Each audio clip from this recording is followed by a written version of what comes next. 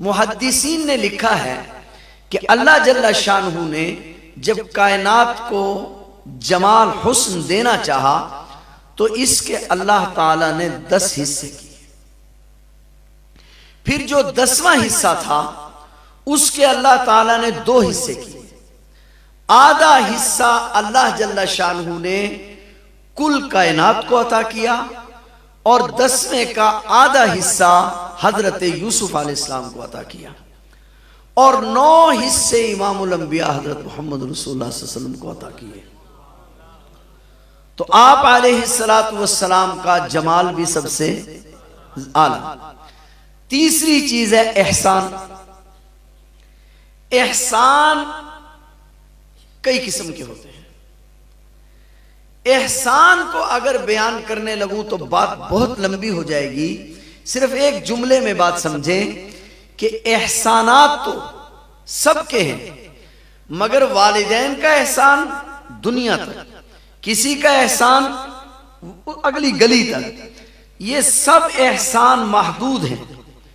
मगर हमारे नबी के जो एहसानात हैं उनका आगाज आलम अरवाह से हुआ है।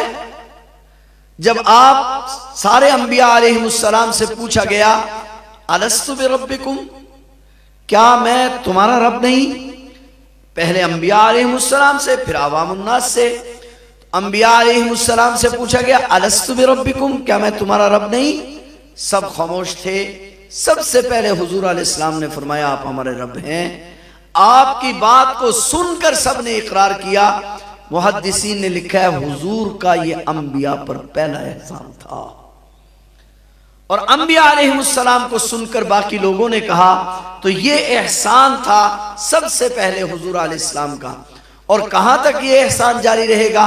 बस एक हदीस में आता है, एक सहाबी रज़ी अल्लाह ताला अन्हु हाजिर हुए, अर्ज की या रसूलुल्लाह सल्लल्लाहु अलैहि वसल्लम, अगर क़यामत के दिन में आपको तलाश करना चाहूं तो कहां तलाश करूं? हुजूर अलैहिस्सलातु वस्सलाम ने फरमाया मैं कोई एक जगह हूंगा जहां तुम मुझे तलाश करोगे। या रसूलुल्लाह सल्लम आप फरमाइए मैं आपको कहां पा सकता हूं? आप अलैहिस्सलातु वस्सलाम ने फरमाया मैं हौज़े कौसर पर हूंगा, मेरे उम्मती आएंगे और मैं जाम भर भर के दूंगा और उनको पिलाऊंगा। और मैं जब वहां जाम दे रहा हूंगा तो अचानक मेरे पास जिब्राइल आएंगे और जिब्राइल आकर कहेंगे आका आपके जो उम्मती हैं मेज़ान पर परेशान हैं, मैं वहां से मेज़ान पर चला जाऊंगा।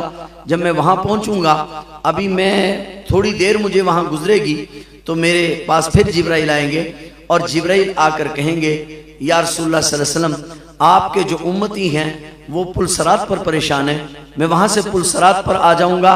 फरमाया मुझे इन 3 जगहों पर तलाश करना और मुझे खुदावंद किबरियाई की कसम है जब तक मेरे एक एक उम्मती का हिसाब नहीं हो जाएगा मैं इन 3 जगहों पर मौजूद रहूंगा, यानी मैं आता जाता रहूंगा।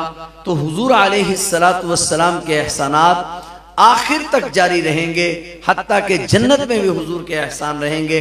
तो इन सारी चीजों का तकाजा यह है कि मोहब्बत किससे होनी चाहिए?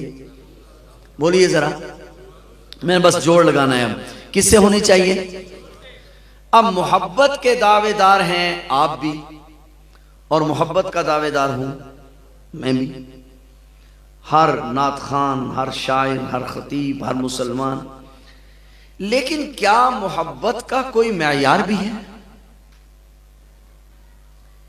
कि किसकी मोहब्बत कबूल है? दावेदार तो हर कोई होता है। मोहब्बत का कोई मेयार है, कोई पैमाना है? किसी तराजू में इसको तोला जा सकता है? तो हम में से जितने भी मोहब्बत के दावेदार हैं उन सब की मोहब्बत क़यामत के दिन पता चलेगा कितनी इखलास के साथ थी, कितनी नहीं थी, दुनिया में उसका पता। जी बहुत तवज्जो चाहूंगा, दुनिया में उसका पता।